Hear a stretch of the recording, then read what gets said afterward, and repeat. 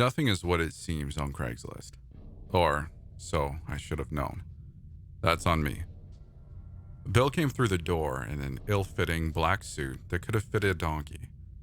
He was a plump man that busted at the seams, his chin still sprinkled from the donut or pastry he had for lunch. "Sorry I'm late." He straightened and fixed his belt below his belly. Had an emergency. People with greasy, slicked back hair and seedy disposition are destined to be used car salesmen. Unfortunately, this one was my real estate agent. He took me on a tour through the apartment. It was a run-down place, sure, but nothing out of the ordinary. The ceiling sunk in places, mold saturated the walls and air. It tasted like mossy growth, and things were quite damp. Though it was certainly not deserving of the cheapest place in the city, there was something I wasn't seeing. As you can see," he hobbled around the lounge, making wide gestures. "Couple things to fix up, obviously. The walls and floorboards creak, the fridge acting up a little strange, couple leaks when the rain comes through." I stroked my 5 o'clock shadow pensively. "I've been sitting on it for a while, Bill. Something just doesn't add up, you know. This place is dirt cheap. Dirt cheap."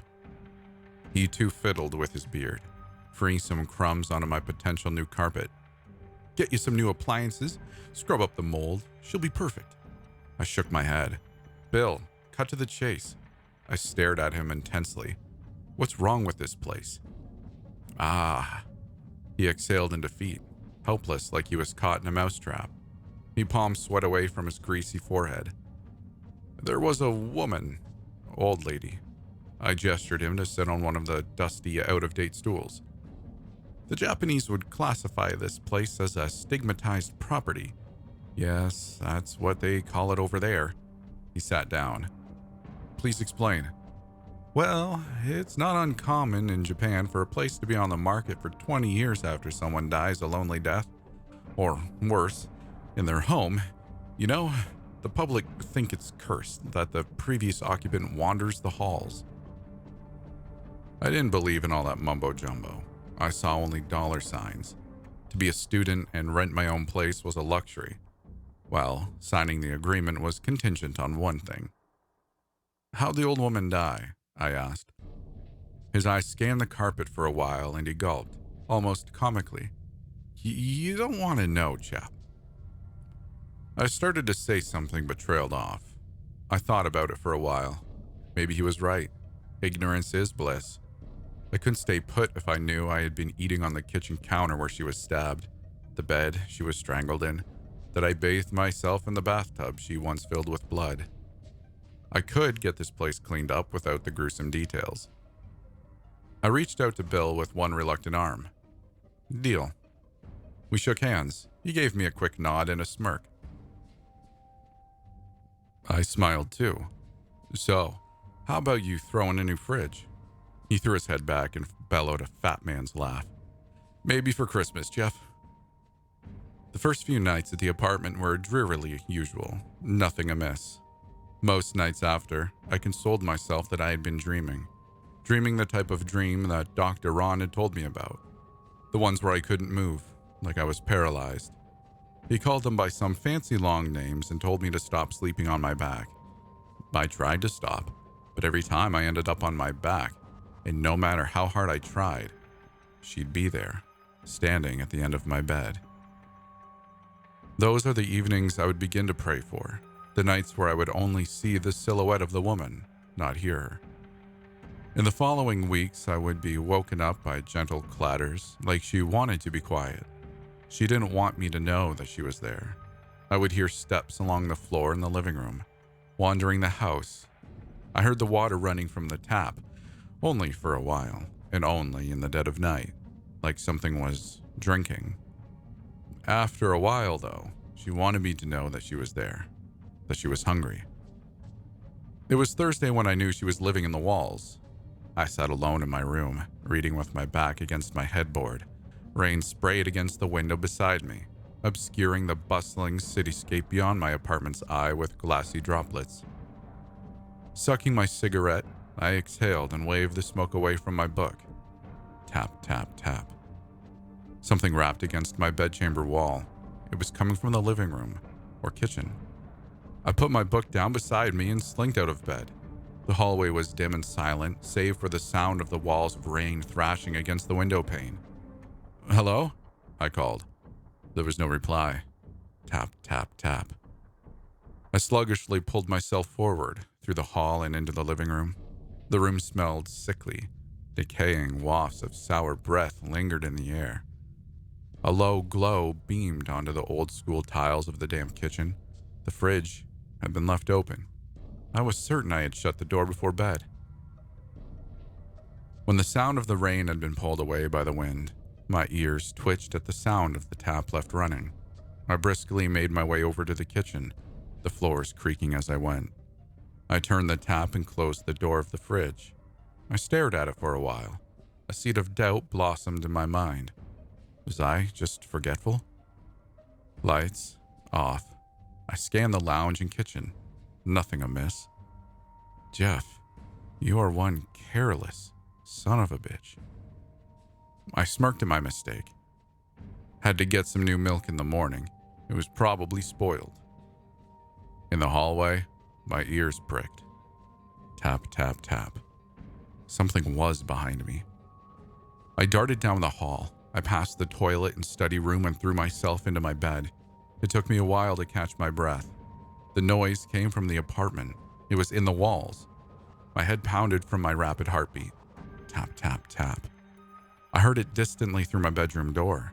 My pillow fit around my ears snugly. Go away, please, just go away. For a while, I was buried in my pillow, unable to sleep. The tiredness caught up to me eventually, and I fell into a deep sleep, like a daydream or a fever. Things got much worse for me at that apartment. Much, much worse. One afternoon started wonderfully, though. I called Rosie, and we agreed on a date. See you at 9? I talked into my cell phone, combing my hair in my bedroom mirror. Great, great. I'll see you then. I hummed a happy tune on my way to the bathroom. If I were in a rom-com, there would have been a spring in my step. Maybe there was. I made my way to the kitchen.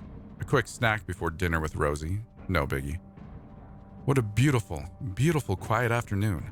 Sunlight beamed a brilliant yellow through the windows. On days like these, impatient city folk stop their incessant honking outside to smell the roses and let birds sing their song. In the kitchen, I almost tripped on shoddy tiling. My heart stopped. The fridge was open. Just a crack. My jaw tightened. The birds had stopped singing. All I could hear in my apartment was the forceful whistle of my breaths escaping me. The apple I went to grab was rotten. A contorted mouth-shaped hole had been bitten away at its flesh, yellowing the fruit. Inspecting the apple, I lost my appetite.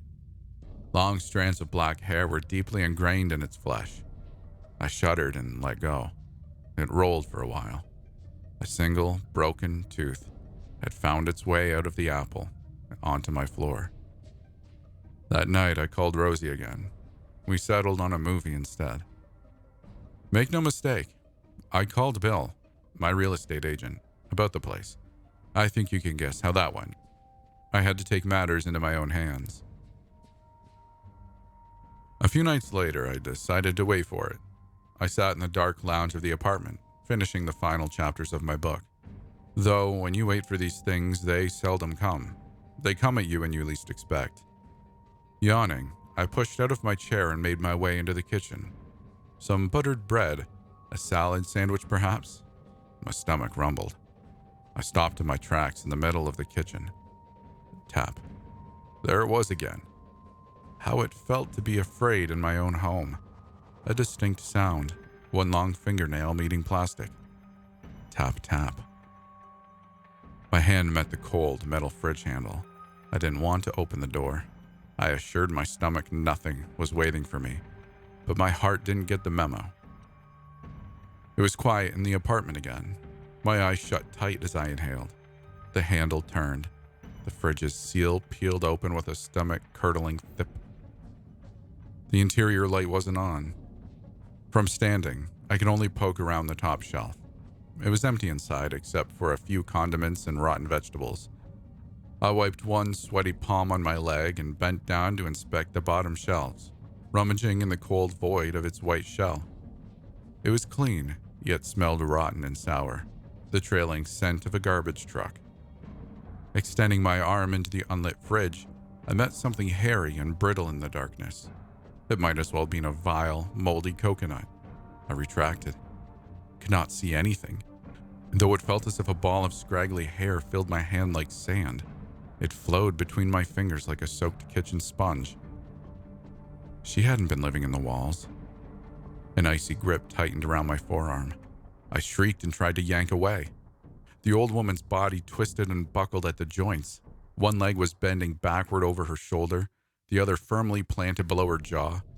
She stared up at me from inside the fridge, slowly reeling me in from my wrist to my arm like she was a flexible acrobat carefully climbing a fleshy rope.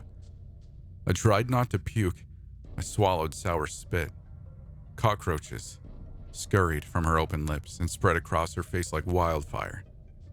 Teeth clattered as the woman grinned, squeezing one of the insects with a sickening pop in the space where a tooth had been.